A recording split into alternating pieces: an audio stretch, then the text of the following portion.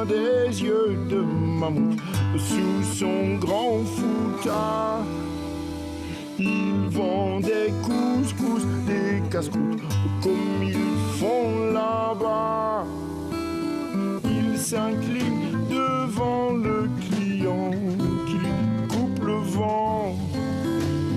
Ils s'inclinent devant le client qui lui donne l'argent au marché des mendiants.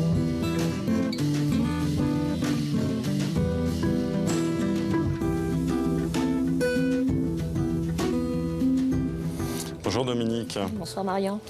Dick Annegaard, sublime artiste que beaucoup ont redécouvert avec sa chanson Bruxelles, ma belle, au moment des attentats. Et il revient avec un nouvel album, Twist. Oui, un nouvel album un peu plus dansant, un petit peu différent de ce à quoi il nous avait habitués, mais enfin quand même toujours fidèle à son univers, c'est-à-dire un univers drôle, poétique, avec beaucoup de mélancolie aussi, inspiré de ses voyages, de ses rencontres.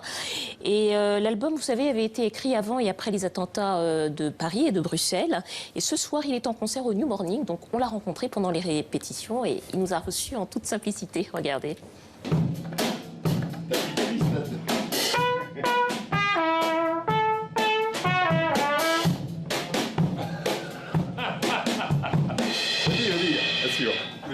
Parce que là, ça fait bourrin. Hein. Ah ben, de toute façon, ça va devenir ça. Oui, l'idée est bourrin, j'ai compris. Vous n'aimez pas cette idée, mais on va l'essayer quand même. En essayant de faire pas trop bourrin. Je voulais pas faire un album yéyé. J'ai voulu, en effet, un album qui chaloupe un peu, qui soit un peu plus dansant que les autres, dans la mesure où il y a une section rythmique. Mais aussi, j'ai voulu que ce soit ma poésie, on va dire, mis en rythme. C'est ça un peu aussi la mélancolie de l'album Twist. C'est en effet une inquiétude que j'essaye de masquer par... J'ai une chanson qui s'appelle Tranquille, je l'ai écrite pendant les attentats. Donc j'impose une tranquillité à travers les crises qu'on traverse. J'impose des pauses. La vie dure, J'essaye en fait de transformer la plainte. Les poètes arabes appellent l'effondrement vers le haut.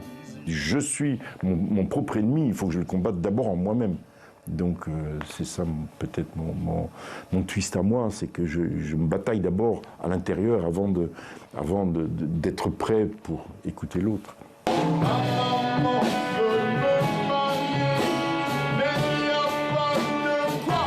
payer le curé.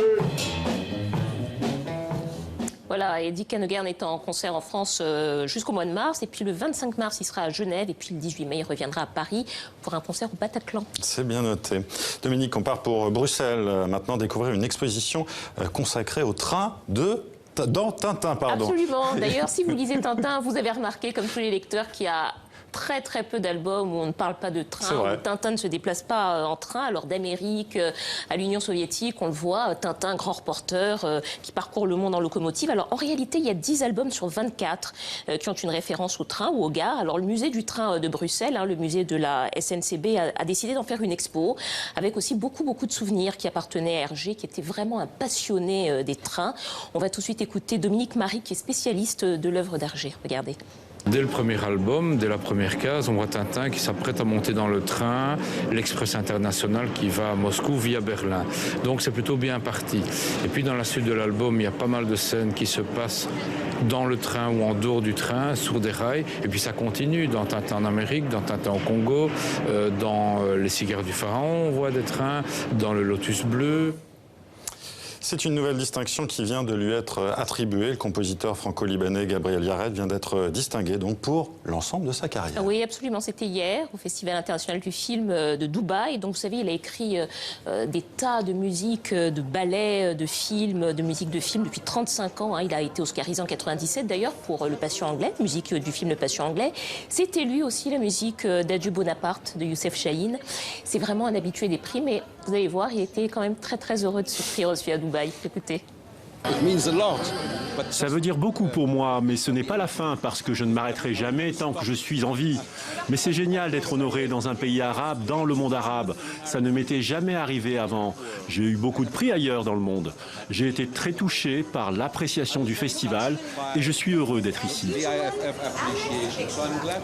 Et puis un dernier mot de littérature, Natacha Pana, la Mauricienne, a reçu le prix Femina des lycéens pour Tropique de la violence. Oui, c'est une nouvelle récompense parce que vous savez, il y avait un concours des lycéens, il n'y avait pas encore de Femina des lycéens, donc là elle a reçu pour la première fois, c'est la première lauréate, pour un roman qui était déjà en lice pour beaucoup de prix, grand prix de la saison. Voilà. Merci Dominique.